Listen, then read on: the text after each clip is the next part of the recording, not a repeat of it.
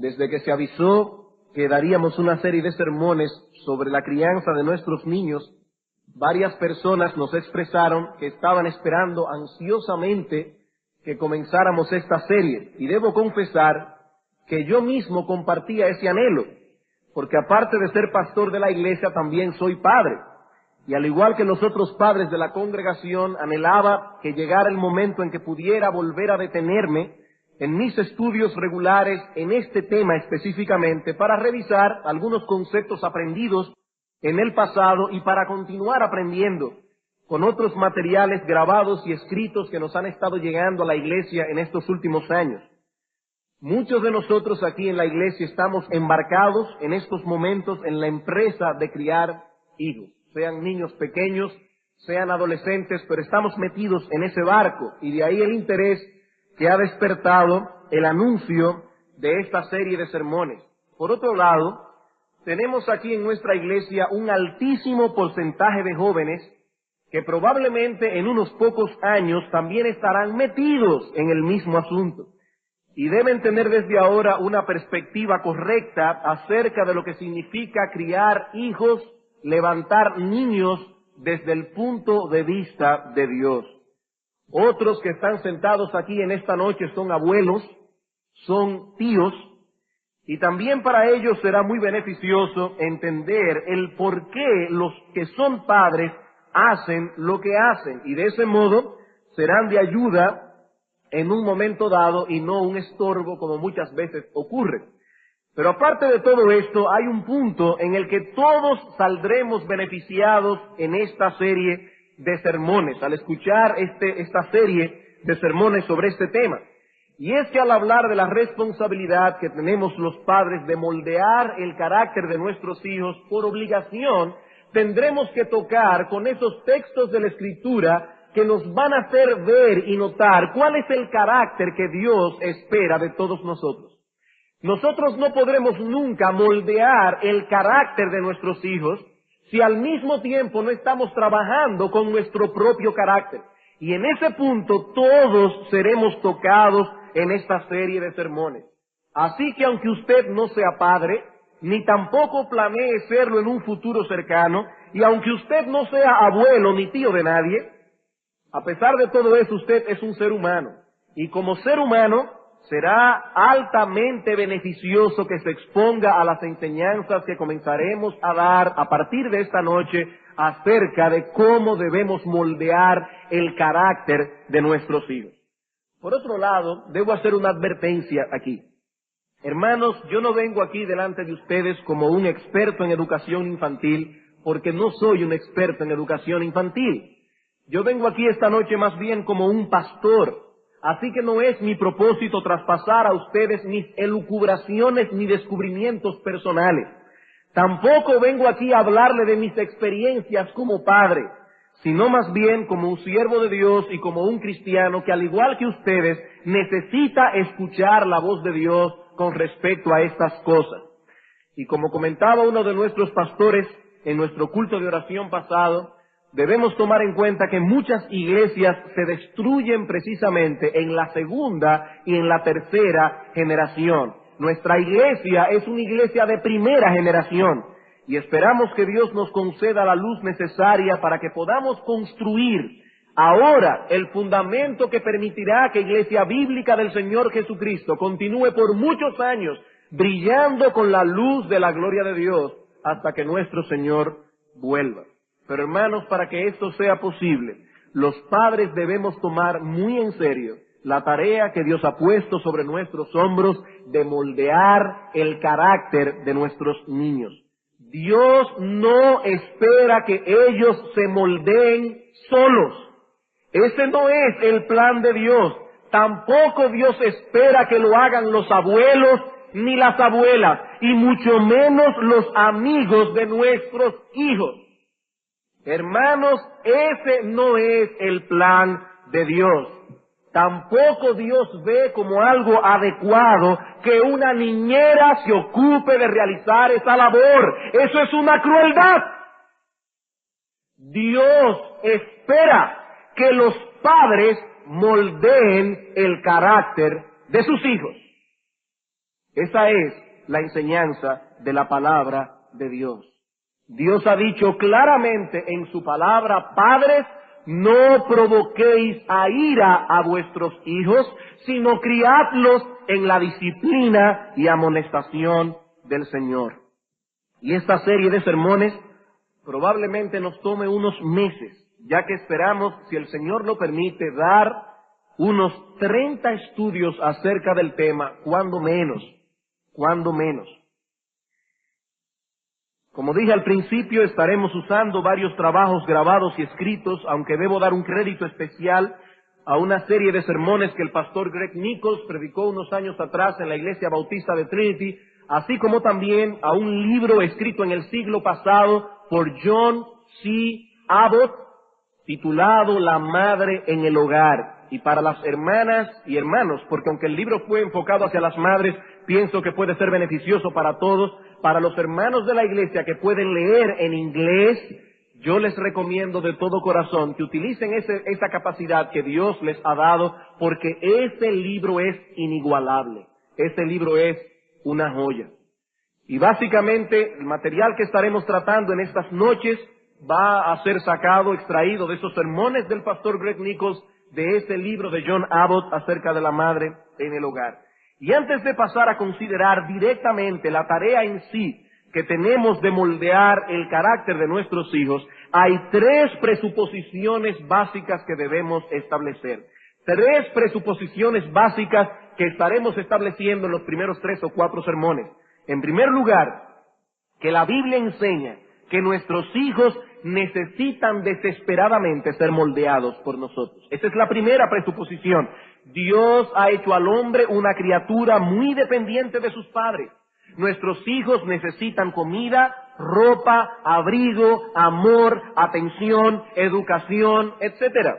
Pero así como necesitan todas esas cosas, la primera presuposición que vamos a establecer aquí es que también necesitan desesperadamente ser moldeados por nosotros. En segundo lugar, veremos, si el Señor lo permite, el próximo domingo, que es nuestra responsabilidad personal como padres moldear el carácter de nuestros hijos, que esa es nuestra responsabilidad. Y cuando hablamos de padres, nos referimos al padre varón y a la madre también. Y en tercer lugar, veremos la enorme importancia que tiene nuestro ejemplo en el cumplimiento de este deber. Así que podemos resumir esas 3 presuposiciones básicas en 3 palabras claves: necesidad, deber, ejemplo.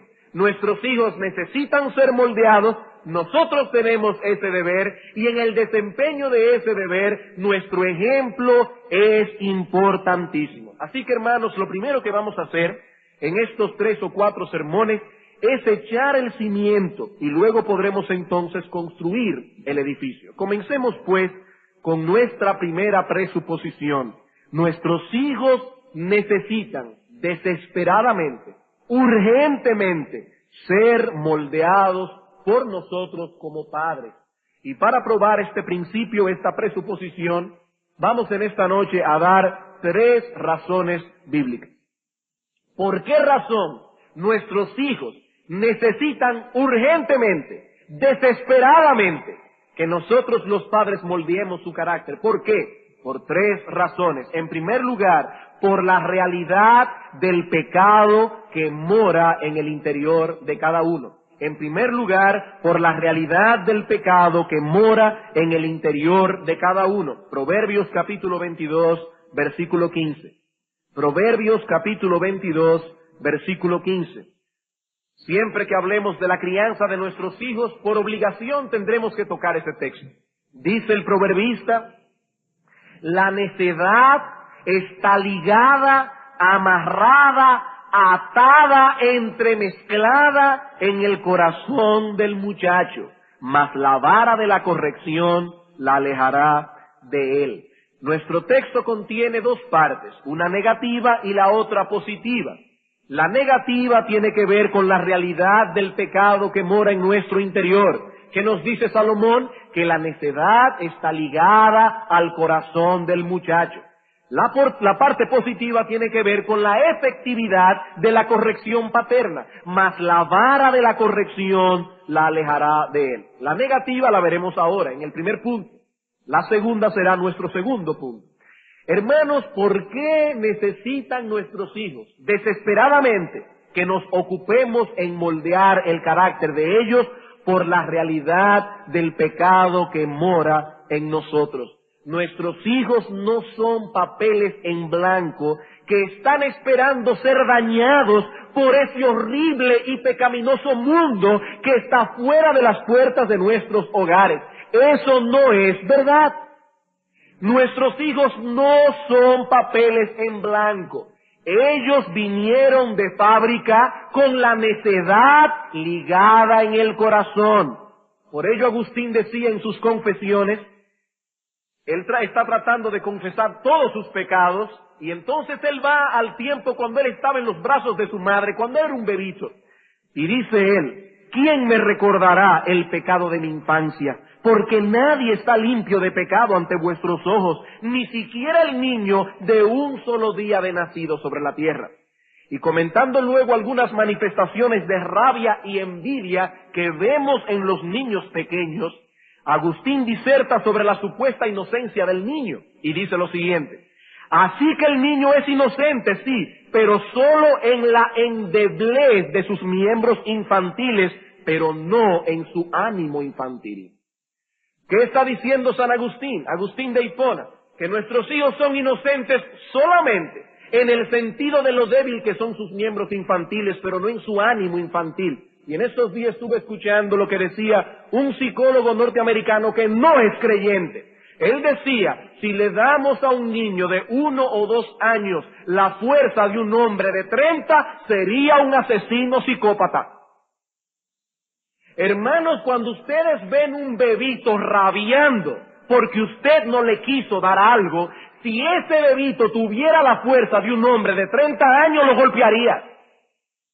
Lo golpearía, y eso es lo que Agustín está diciendo, y eso es lo que nuestro texto dice. La necedad está ligada, amarrada, atada al corazón del muchacho.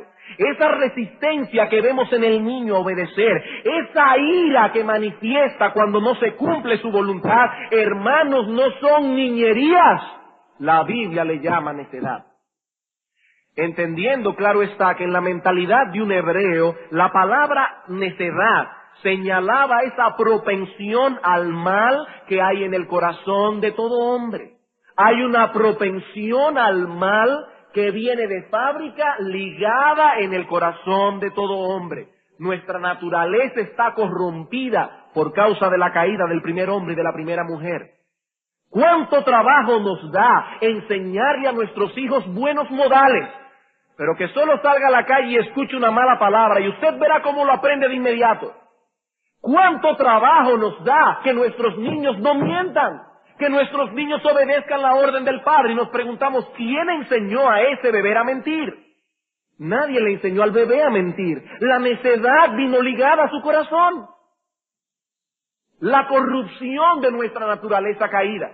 Hermanos, eso es lo que Dios nos enseña en su palabra. En el Salmo 51, versículo 5, dice el salmista David, en maldad he sido formado, pecador me concibió mi madre. Y debo aclarar que el salmista David no está diciendo aquí que la relación sexual que hubo entre su papá y su mamá fue un pecado.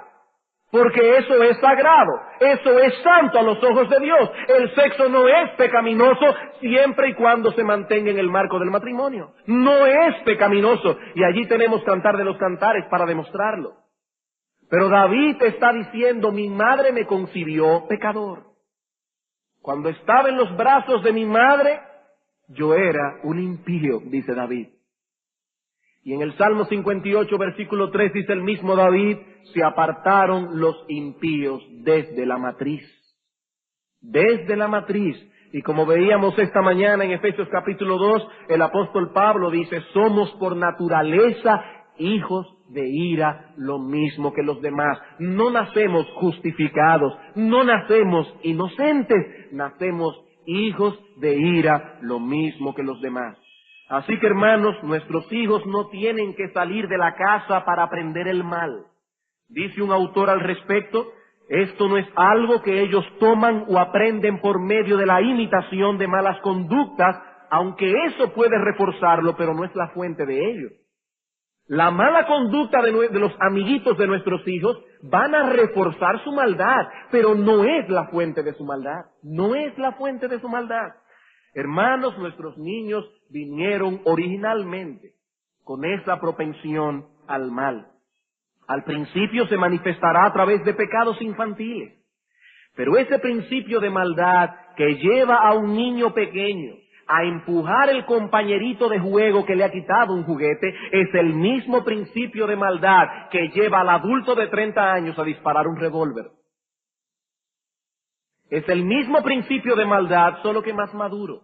Es el mismo principio de maldad, solo que ahora desarrollado. No nos dediquemos a moldear el carácter de nuestros niños, y esa hierba mala que vino sembrada en sus corazones dará su fruto tarde o temprano, de una forma u otra.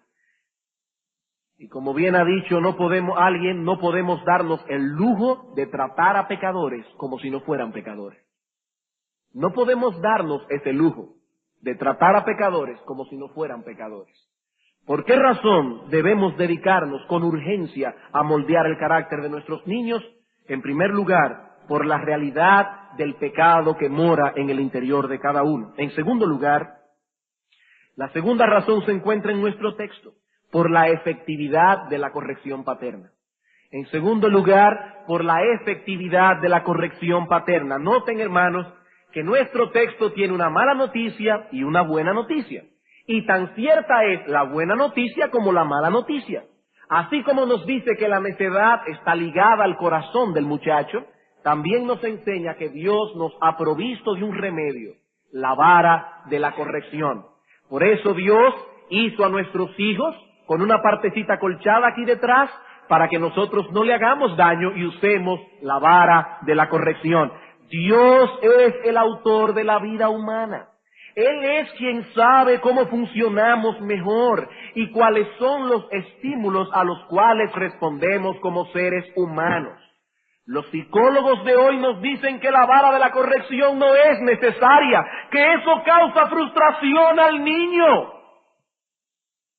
Y debo decir, hermanos, que la psicología tiene apenas 100 años y que andan dando tumbos desde hace 100 años para acá. Pero ellos nos dicen, hoy no se le puede pegar a un niño, eso es una crueldad. Solo una bestia humana puede pegar una pela a un niño. Pero hermanos, Dios es el creador de la vida.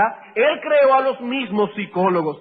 Y Dios, ese Dios que creó todas las cosas, dice en su palabra que la vara de la corrección alejará la necedad del muchacho. Sabemos que hay muchos padres que golpean a sus hijos bestialmente. Eso es verdad. Sabemos que hay padres que han abusado y que abusan de su autoridad. Y cuando un padre le pega airado a un niño, es un abusador. Él está abusando porque su niño no puede devolverle el golpe. Él está abusando de su tamaño y de su autoridad. Y sabemos que hay padres que han abusado y que abusan de su autoridad. Pero hermanos, el hecho de que existan tales especímenes de padres, por no decir otra cosa, no atenta contra la enseñanza de nuestro texto. El hecho de que hay padres crueles e inmisericordes, y debo hacer aquí la aclaración de que tan inmisericorde es el que abusa de su hijo como el que nunca le pega, es una crueldad. No amarrar esa maldad que vino ligada a su corazón es una crueldad. Pero hermanos, el hecho de que hay padres que abusan de la autoridad que Dios ha impuesto sobre ellos, eso no atenta, eso no elimina, eso no borra la realidad de nuestro texto.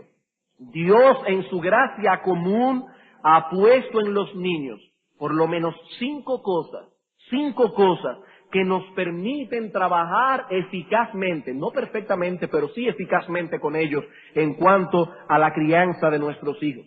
Y por esas 5 cosas que Dios ha creado, nuestra disciplina paterna es efectiva en la vida de nuestros hijos. ¿Cuáles son esas 5 cosas? En primer lugar, credulidad en las palabras de los padres.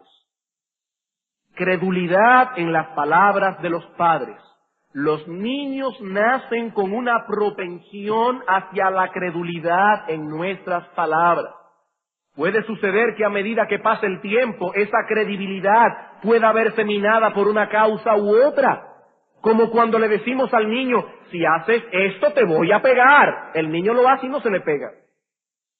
O cuando le decimos al niño, no te preocupes, mañana te saco a pasear. Llega mañana y no lo saca a pasear. Y a medida que el tiempo va pasando, la credibilidad del padre comienza a ser minada. Pero naturalmente, los niños tienden a creer lo que los padres dicen. Y cuando discuten con un amiguito acerca de algo, el argumento clave es, mi papá me lo dijo. Y ya, no se puede decir más nada. Ese es el argumento más grande que se puede dar. Mi papá me lo dijo, o mi mamá me lo dijo. Porque Dios en su gracia común ha puesto credulidad en el corazón de nuestros hijos. En segundo lugar, dependencia de sus padres para guianza y protección. Dependencia de sus padres para guianza y protección. Dios ha puesto en el niño una fuerte necesidad de cuidado, de guía y de protección. Y al mismo tiempo ha puesto en ellos un instinto que los mueve a buscar esa guía y esa protección de sus padres. Nosotros somos la seguridad de nuestros hijos. Y todavía recuerdo que cuando era un niño, no sé si de 5 o 6 años de edad, visitamos un circo que llegó a nuestro pueblo y al cual acudió mucha gente. Y estando allí en medio de la multitud, en un momento de descuido, me solté de la mano de mi madre. Ella todavía estaba casi al lado mío, pero yo no podía verla en ese momento. Y todavía recuerdo perfectamente cómo sentí por un instante que el corazón se me iba a salir de la boca y que mis piernas no podían sostenerme en pie. ¿Por qué? Porque yo no veía a mi madre por ningún lado. Hermanos, nosotros somos la seguridad de nuestros hijos. Esa es la manera en que Dios planificó la vida humana. Imagínense lo fuerte que es para un niño, si eso es así, ver a su padre o a su madre actuando en medio de una depresión sin saber qué hacer. Toda su seguridad se va al piso. Toda su seguridad se va al piso. Nosotros somos la seguridad de nuestros hijos. Y esa es la manera en que Dios planificó la vida humana. Ellos están esperando nuestra dirección, nuestra guía. Por eso busque a un niño que no tiene dirección clara en su hogar y en unos años encontrará un hombre inseguro.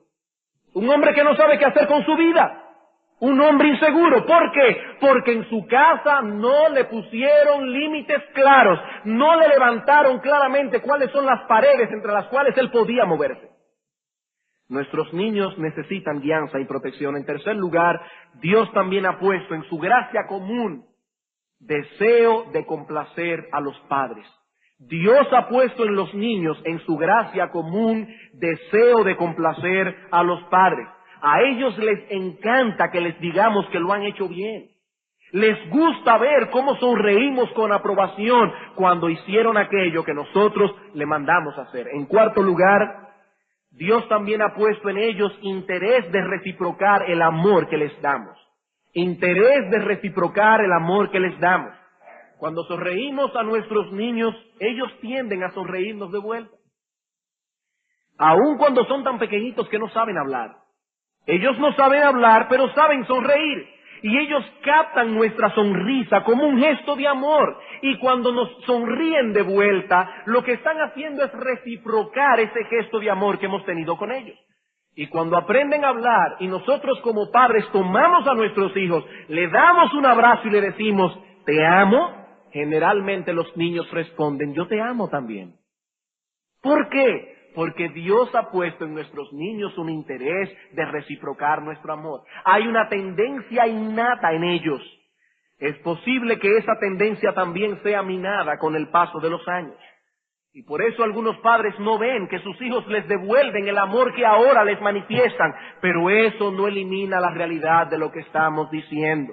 Los niños naturalmente están interesados en reciprocar el amor de sus padres. Y en quinto lugar, hay en ellos una marcada tendencia a imitarlos. Eso es algo que Dios en su gracia común ha puesto en los niños.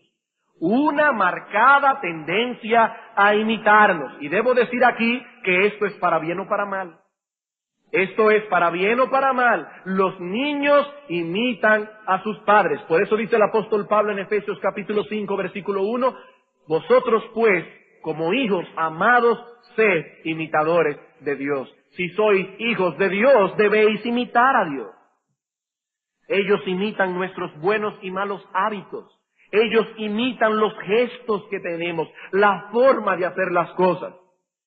¿Recuerdan ustedes, hermanos, aquella historia de esa señora que cada vez que iba a poner la carne en el sartén le cortaba las dos puntas? Y el hijo le pregunta, pero mami, ¿por qué cada vez que vas a poner la carne en el sartén le cortan las dos puntas?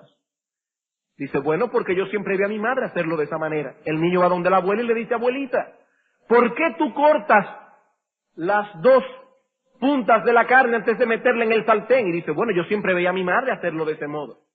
Va donde la bisabuela que todavía está viva. Bisabuela, ¿por qué es que tú le cortabas las dos puntas a los pedazos de carne? Dice, porque no me cabía en el sartén. Pero a medida que el tiempo fue pasando, la madre y la hija siguieron haciendo lo mismo, porque nosotros aprendemos por imitación. Aprendemos los buenos y malos hábitos de nuestros padres. Hablamos como ellos, caminamos como ellos, nos paramos como ellos. Inconscientemente los imitamos. Y lo que es más dramático aún, nosotros tendemos a imitar la idiosincrasia de nuestros padres. Tendemos a imitar, vamos a ponerlo en plural, las idiosincrasias de nuestros padres. Si un niño crece en un hogar donde las cosas de Dios son obviamente tomadas en serio, él también las tomará en serio. Pero si crece en un hogar donde sus padres solo hablan del trabajo, de lo que desean tener, de lo que desean comprar, escuchan cómo la madre se frustra porque no tiene esto, porque no tiene aquello, rara vez ven a la madre o al padre con un libro en la mano, solo entonteciéndose en la televisión, los escuchan cómo critican a las personas fuera y dentro de la iglesia, rara vez escuchan a los padres alabar a Dios, expresar sus agradecimientos por las bendiciones recibidas. Hermanos, si ese es el ambiente en el que crece un niño, ese es el estilo de vida que ese niño imitará. Él está captando silenciosamente, perdón, cuáles son las cosas que realmente tienen valor a los ojos de sus padres, y ese es el camino que seguirán. Ellos están imitando la idiosincrasia de su padre, que solamente piensa en hacer dinero, en hacer dinero, en hacer dinero, y la madre solo en comprar, en comprar, en comprar. Y esa es la idiosincrasia que el niño está aprendiendo. Hermanos, nosotros podemos dedicarnos a trabajar con nuestros niños, a criarlos en la disciplina y amonestación del Señor, porque Dios, en su gracia común, ha puesto 5 elementos esenciales en el corazón de nuestros hijos. Primero, ellos creen lo que ustedes le dicen. Segundo, ellos dependen de ustedes para guianza y protección. Tercero, ellos desean agradarles. Cuarto, ellos tienden a reciprocar vuestro amor. Y quinto, hay en ellos una tendencia innata a imitarnos. Es Dios quien ha creado este lazo especial que existe entre padres e hijos. Por ello los niños alardean a veces de que su papá es más fuerte. Mi papá es más fuerte que el tuyo y más inteligente. Y hasta pelean por eso. ¿Por qué? Porque ellos están orgullosos de sus padres hasta que llegan a la adolescencia y comienzan a contemplarlo con ojos más objetivos. Y ahí es que está el peligro. Ahí es que está el peligro. Por eso muchos niños que crecen en iglesias cristianas se van al mundo a los 12, 13, 14 años de edad.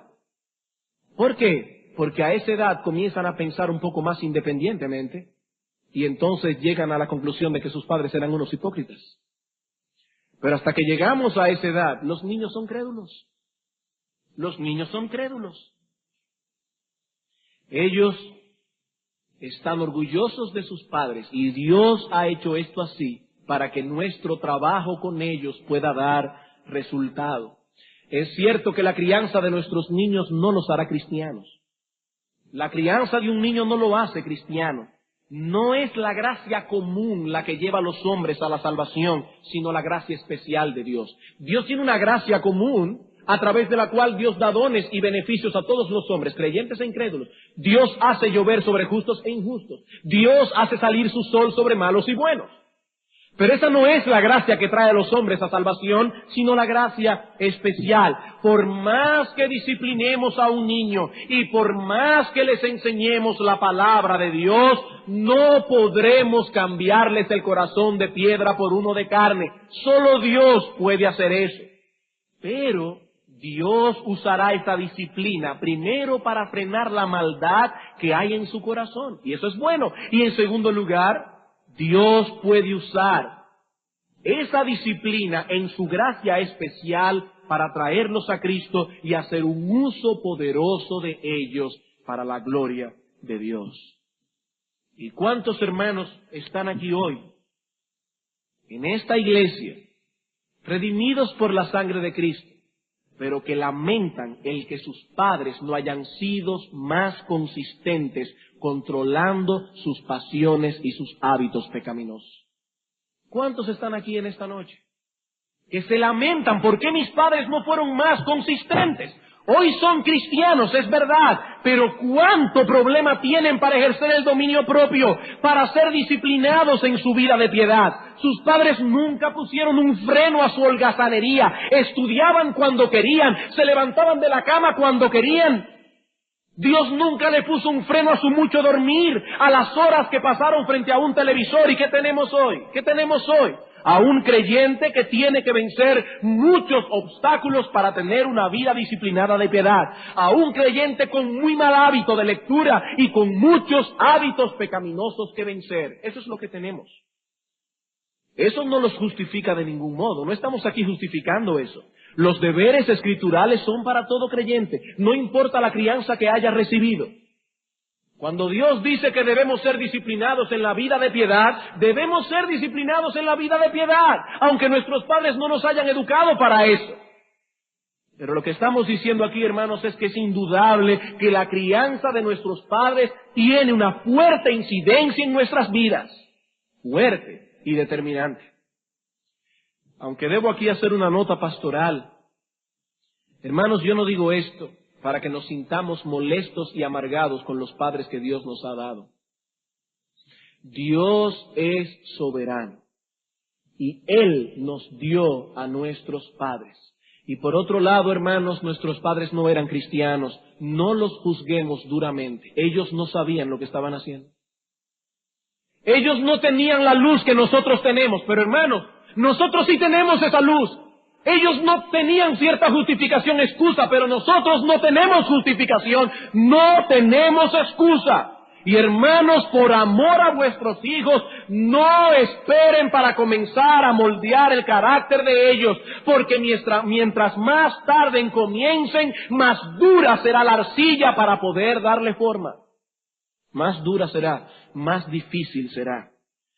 ¿Por qué debemos dedicarnos a moldear el carácter de nuestros hijos? En primer lugar, por la realidad del pecado que mora en cada uno. En segundo lugar, por la efectividad de la corrección paterna. En tercero y último lugar, por los trágicos resultados que vendrán si descuidamos ese deber. En tercer lugar, por los trágicos resultados que vendrán si descuidamos ese deber. Proverbios capítulo 29, versículo 15. Proverbios capítulo 29, versículo 15. Salomón una vez más dice aquí, la vara y la corrección dan sabiduría, mas el muchacho consentido avergonzará a su madre.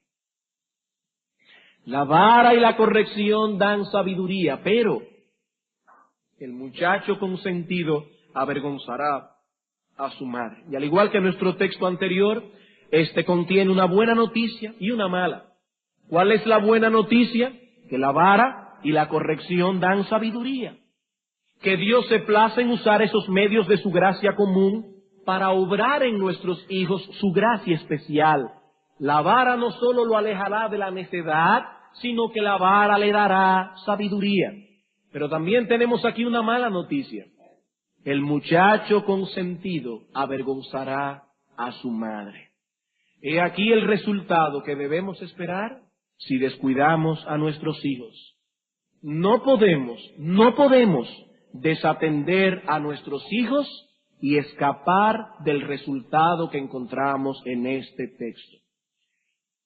Aunque aquí también debo hacer otra nota aclaratoria. No todos los niños e hijos que al final causan vergüenza a sus padres es porque fueron desatendidos, no necesariamente. Yo conozco hijos de padres piadosos que los educaron en la disciplina y amonestación del Señor y en algún momento se extraviaron. Hermanos, no necesariamente todo hijo que avergüenza a su padre es por culpa de su padre. El texto no está diciendo eso. Aquí no está diciendo que todo hijo que avergüenza a su padre es porque él lo desatendió. Lo que aquí está diciendo es que todo el que lo desatiende causará su vergüenza. Eso es lo que está diciendo el texto. Desatender a nuestros hijos traerá sus consecuencias. ¿Cuál es la consecuencia? Seremos avergonzados. Nuestros hijos tienen maldad en sus corazones y si los desatendemos esa maldad crecerá y nosotros seremos avergonzados. ¿Cuándo? Cuando veamos manifestarse la rudeza de nuestros hijos, su egoísmo, su falta de dominio propio. Ese bebito muy tierno, algún día crecerá y será un niño rudo y rebelde que no puede estar tranquilo en ningún sitio. Y por más que usted diga que su hijo es hiperactivo, la gente se sentirá molesta en el supermercado, en la consulta del dentista, en la casa de su amigo. Se sentirá molesta porque su hijo es un incontrolable, no hiperactivo. ¿Y sabe qué pasará, hermano, hermana? Te sentirás avergonzado de tu hijo porque no lo puedes controlar. Porque es un incontrolable, es lo que el texto está diciendo. El muchacho consentido causará vergüenza a sus padres. Y dice John Abbott algo que me puso a temblar en su libro. Él decía a los creyentes, vuestra felicidad futura está en las manos de vuestros hijos. Ellos podrán ensombrecer todas tus expectativas, amargar todas tus alegrías y hacerte tan miserable que tu única esperanza de alivio sea la muerte. Hermanos, aquí no estamos hablando de una tontería. Aquí no estamos hablando de una tontería.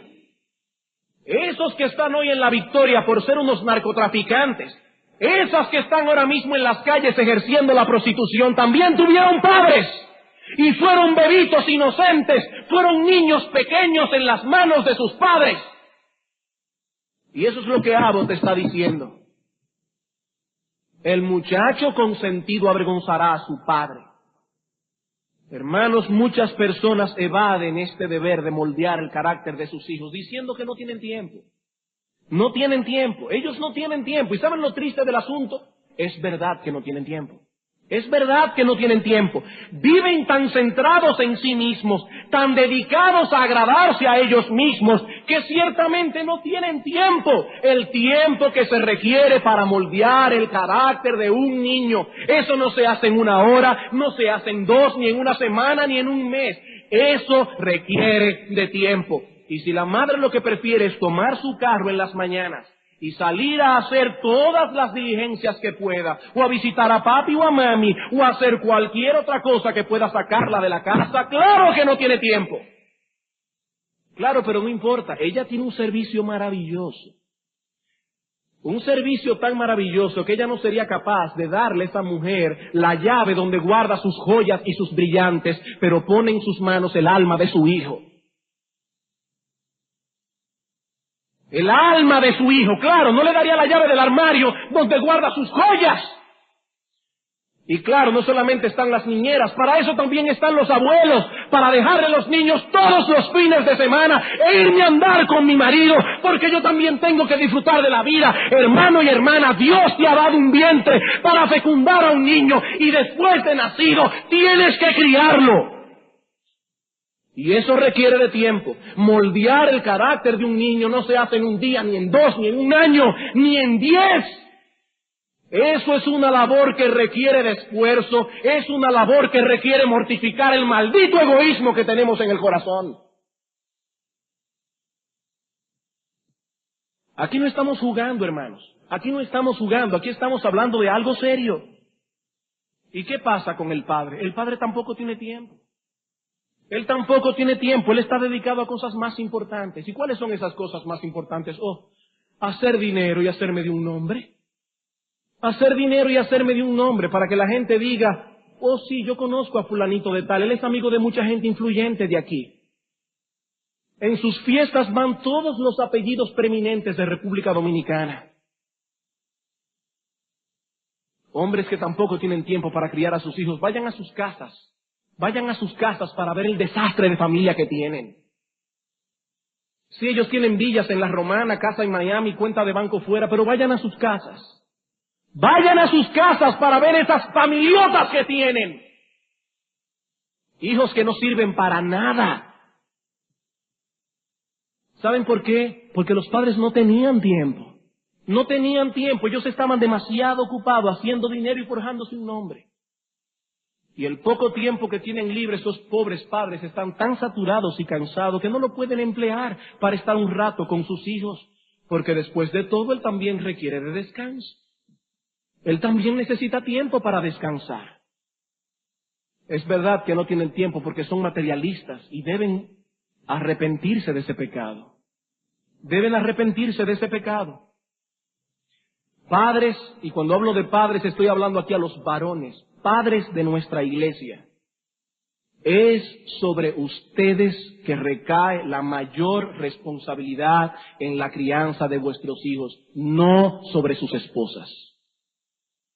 No sobre sus esposas. Es verdad que ellas son las que tienen más tiempo con ellos, y así fue como Dios lo planificó. No para que la mamá se vaya a buscar un trabajo fuera a realizarse como mujer. ¿Te quieres realizar como mujer? Dedícate a la crianza de tus hijos. Que ese no fue un trabajo que Dios le dejó a cualquiera. Se requiere de mucha inteligencia y de mucha sagacidad espiritual para poder criar un muchacho. Y el mundo nos ha vendido la imagen de que la mujer inteligente está en la calle trabajando, la pobre estúpida está en la casa criando a sus hijos. Pero eso es una imagen completamente distorsionada de lo que enseña la Escritura. Pero hermanos, aún así debemos repetir, no es sobre las madres que recae la mayor responsabilidad, es sobre los padres. Son ustedes los que están llamados a marcar las pautas de la crianza de sus hijos. Ustedes son los que ponen las reglas. Ustedes son los que deben conocer cuáles son las debilidades de sus hijos.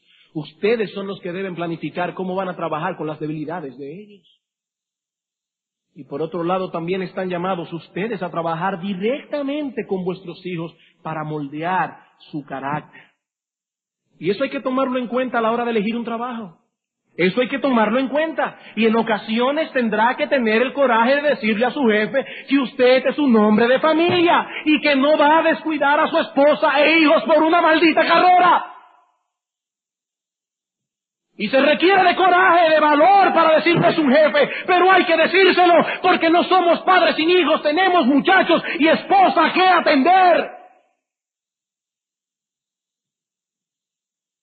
Y tenemos que ser valientes y decirle al jefe, lo siento mucho, y cuando el jefe nos diga, no vas a llegar a ningún lado, le diremos, está bien, no llegará a ningún lado, pero en el tribunal de Dios no tendré que bajar la cara avergonzado cuando mis hijos sean arrojados en el infierno por mi culpa. Cuando mis hijos sean arrojados en el infierno por mi culpa. Hermanos, yo no estoy diciendo con esto que dejen su trabajo y que se pasen el día entero en su casa sin hacer nada, porque eso no es propio de un hombre. Aquí estamos hablando de prioridades. Aquí estamos hablando de pensar cuidadosamente cómo vamos a planificar nuestro horario, de tal manera que cumplamos con nuestras responsabilidades laborales, pero sin descuidar a nuestras esposas, sin descuidar a nuestros hijos, porque Dios ha puesto sobre los padres esa responsabilidad. Hermanos, Dios ha puesto sobre nuestros hombros una importantísima tarea: moldear el carácter de nuestros hijos. Y ellos lo necesitan desesperadamente. Descuidar esa tarea no solo es un pecado contra Dios, sino también una crueldad contra nuestros hijos. Una crueldad contra nuestros hijos. Nuestra influencia será determinante en los años futuros de nuestros hijos. Ellos no pueden moldearse solos. Y nosotros dejaremos en ellos marcas indelebles, estemos conscientes de eso o no. sea para bien o sea para mal. Y para concluir, yo quisiera dejar en vuestras mentes dos ejemplos, uno positivo y otro negativo, que usa John Abbott en su libro. El ejemplo de la madre de Washington, el ejemplo de la madre de Byron. Dice Abbott: George Washington tuvo una madre que hizo de él un buen muchacho e infundió en su corazón aquellos principios que lo llevaron a ser el benefactor de su país y uno de los ornamentos más brillantes del mundo. La madre de Washington merece la gratitud de su nación. Ella enseñó a su hijo los principios de la obediencia, del valor moral y de la virtud. Ella en gran medida formó el carácter del héroe y del estadista. Fue en el contexto de su hogar que ella enseñó a su hijo juguetón a gobernarse a sí mismo. Y así fue preparado para la brillante y útil carrera que luego prosiguió. Tenemos una deuda con Dios por el don de Washington, pero no estamos menos endeudados por el don de su inestimable madre. Si hubiese sido una madre débil, indulgente e infiel, las energías desenfrenadas de Washington posiblemente le habrían elevado al trono de un tirano o a la desobediencia juvenil. Probablemente habrían preparado el camino para una vida de crimen y un sepulcro deshonroso. Y hoy estaríamos hablando de Washington como de un perverso. Pero ese hombre tuvo una madre dedicada y fiel, que forjó en el corazón de ese muchacho lo que llegó a ser. Pero tenemos también el ejemplo negativo de Byron, un poeta inglés, autor de obras atormentadas, impetuosas, violentas, como la fue también su propio carácter y su propia vida. Este hombre murió en 1824, es decir, 25 años después de la muerte de Washington y 9 años antes de que se publicara en Inglaterra el libro de John Abbott. Por eso, para los lectores de este hombre, el ejemplo de Byron estaba muy fresco en sus mentes. Dice Abbott, hablando de Byron: Byron tuvo una madre que era exactamente lo opuesto a la señora Washington, y ese carácter de la madre fue transferido al hijo. Así que no nos debemos maravillar de su carácter ni de su conducta, porque lo vemos como la consecuencia casi necesaria de la educación que recibió y de las escenas presenciadas en el salón de su madre. Por un tiempo la madre le permitía desobedecer sin castigo, mientras que en otras ocasiones, en un estallido de ira, saltaba sobre él para golpearlo. ¿Y qué imagen más familiar para nosotros? La madre y el padre que durante un tiempo dejan a sus hijos hacer lo que les dé la gana porque no los están molestando, pero en un momento dado el padre está molesto por alguna razón, salta sobre el hijo y lo golpea. ¿Qué le están enseñando a sus hijos con eso? Dice este señor: de ese modo, ella le enseñó a desafiar toda autoridad divina y humana. Eso fue lo que Byron aprendió de su madre. No porque ella se lo quiso enseñar, pero indirectamente se lo enseñó. Ella le enseñó a entregarse sin restricción al pecado, a entregarse a sí mismo al poder de sus pasiones locas. Ella le enseñó a entregarse a ese mar de libertinaje y de maldad en cuyas olas Byron fue echado toda su vida. Si los crímenes, oigan esto, hermanos, si los crímenes del poeta merecen la execración, es decir, el aborrecimiento del mundo, el mundo no puede olvidar que fue su madre que fomentó en el corazón juvenil de su hijo aquellas pasiones que hicieron de su hijo una maldición para sus contemporáneos. La madre de Washington, la madre de Byron. Hermanos, ¿qué nosotros queremos lograr con nuestros hijos? ¿Qué nosotros queremos lograr con nuestros hijos? Porque cualquier cosa que querramos lograr que no sea que ellos sean unos depravados perversos requiere de esfuerzo de parte nuestra. Hermanos, que Dios nos ayude a tomar en serio las advertencias que hemos escuchado esta noche. ¿Saben por qué?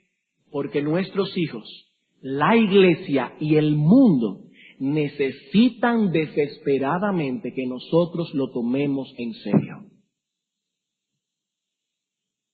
¿Por qué nuestros hijos necesitan desesperadamente que nos ocupemos de criarlos en la disciplina y amonestación del Señor? Primero, por la maldad que mora en sus corazones. Segundo, por la efectividad de la corrección paterna. Tercero, por las trágicas consecuencias que nos vendrán si descuidamos esa labor. Seremos avergonzados. Hermanos, que Dios nos ayude. Que Dios abra nuestro entendimiento y ponga un peso en nuestros corazones para trabajar bíblicamente con nuestros hijos.